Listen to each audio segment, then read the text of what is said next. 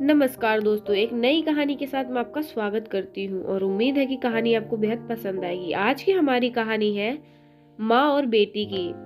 विमला बूढ़ी हो गई थी और बीमार सी रहने लगी थी।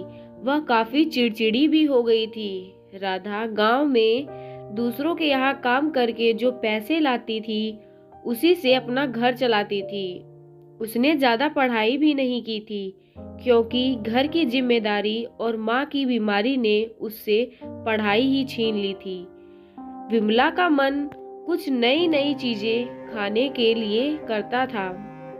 वह राधा से कहती थी कि आज यह खाऊंगी, आज मैं वह खाऊंगी।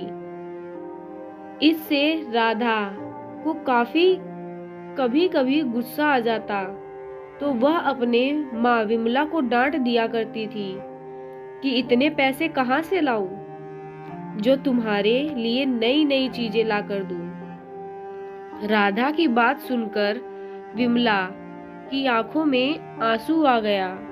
वह रोने लगी और चुप हो गई और बोली, जब तुम छोटी थी तुम जिस चीज की जिद करती थी मैं तुम्हें लाकर देती थी और कभी भी चिल्लाती नहीं थी, पर मैं आज बूढ़ी हूँ, मेरे हाथ पैर काम नहीं करते, इसलिए तुम मुझे 10 बात सुनाती हो। मैं बीमारी के कारण मेरा मन कुछ अच्छा खाने के लिए करता है, इसलिए तुमसे कहती हूँ। अपनी माँ की बातें सुनकर राधा की आंखें भर आई। वह बैठ गई और सोचने लगी कि जब हम छोटे थे तो हमारे माँ बाप हमें हर चीज लाकर देते थे। हम उनसे जिद करते हैं और यह नहीं सोचते कि वह यह चीज ला भी पाएंगे या नहीं। माँ की ममता का कोई मोल नहीं होता और आज मेरी माँ मुझसे कुछ चीज मांग रही है तो मैं उसे लाकर क्यों नहीं दे सकती।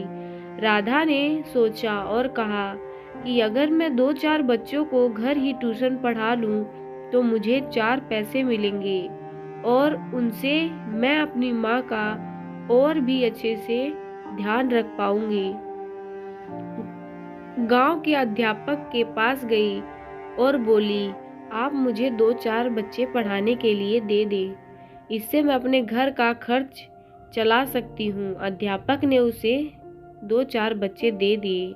अब राधा गांव में और काम भी करती और शाम को बच्चों को पढ़ाती, जिससे वह अपनी माँ को वह चीज लाकर दे देती जो उसे चाहिए थी।